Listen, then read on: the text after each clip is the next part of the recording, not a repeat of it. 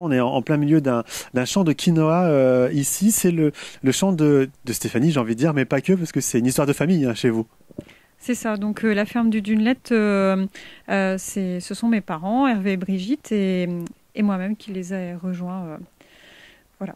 Alors pourquoi vous êtes lancé dans le quinoa, dans cette plante?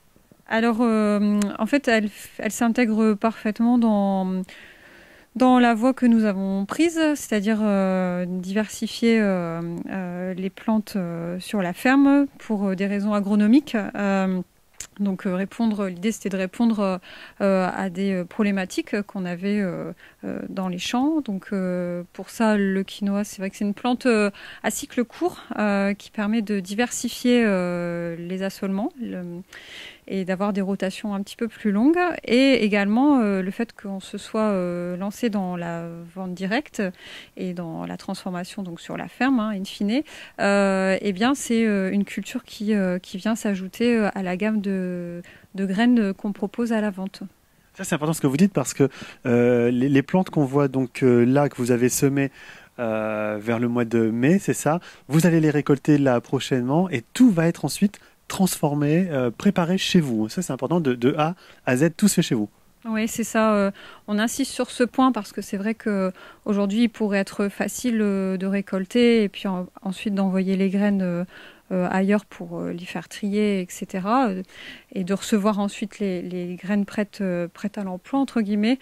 Nous, non, on fait tout à la ferme. Donc, c'est de A à Z à Lefrancouve Village que tout se passe. Ouais, voilà. Alors, avec l'été qu'on vient d'avoir, là, un été très très sec, ça j'ai cru comprendre que ça vous embêtait pas trop. En tout cas, ça n'embête pas trop cette plante. Alors, on apprend en allant. Hein. C'est vrai que ça fait quelques années maintenant qu'on cultive cette plante. Alors, sur vraiment une petite surface, parce qu'on ne connaît pas bien cette plante et que derrière, il faut avoir aussi des débouchés. Et c'est pas une plante non plus, une graine qu'on consomme très couramment. Mais en effet, cette plante, avec le peu d'eau qu'on a eu depuis le semis, elle est quand même là. Alors elle est certes plus courte, les grappes sont un peu moins étoffées, moins grosses, mais on se rend compte que on a quand même des graines à la fin. Donc oui, elle a l'air de bien s'acclimater avec peu d'eau. Parce qu'elle vient d'Amérique latine, cette plante. Voilà, on le rappelle. Ouais. Est-ce que ça demande des traitements particuliers, la culture de cette plante? Alors, d'un point de vue maladie, c'est une plante qui est très rustique. Donc, nous, on n'a pas observé de maladie. D'un point de vue insectes, alors, a priori, il y a des ravageurs. Donc, c'est vrai qu'on commence à avoir des punaises qui arrivent. Mais ça ne nous pose pas de problème. Donc, on n'a pas besoin d'utiliser quoi que ce soit. La chose la plus problématique, c'est la concurrence. C'est les éventuels adventices qui pourraient pousser au milieu du champ. Et c'est une plante, en fait, de la famille des kénopodes. Et au moment où on la sème, il y a des graines dans le sol qui... si on en a dans le sol, hein, en l'occurrence la plante, l'adventice dite kénopode, qui est susceptible de pousser en même temps que le quinoa.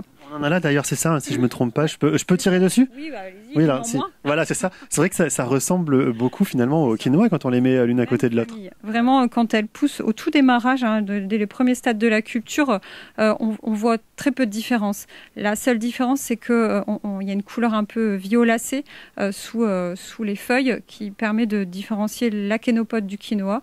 Mais voilà, donc l'idée, c'est de ne pas en avoir de trop.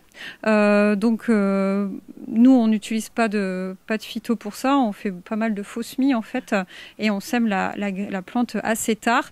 Le risque après de semer assez tard, par contre, même si a priori, là, cette année, c'est quand même plutôt propre, on n'a pas trop d'adventices qui ont poussé au travers, derrière l'enjeu, c'est de le récolter. Au plus vous semez tard, au plus la récolte, elle sera tardive. Et là, vous voyez, il commence maintenant à pleuvoir. Donc, je rigole, mais c'est vrai que ce serait dommage de laisser la plante au champ parce qu'on n'arrive pas à la récolter faute de pluie tous les jours, quoi. Donc, elle n'est pas tout à fait mûre, il lui faudra encore quelques jours de soleil, mais on a la pluie qui est arrivée. Exactement, donc espérons que le soleil revienne encore un peu. Mais c'est vrai, c'est l'enjeu derrière de pouvoir récolter une graine qui soit sèche, en fait, mûre et sèche. Merci beaucoup.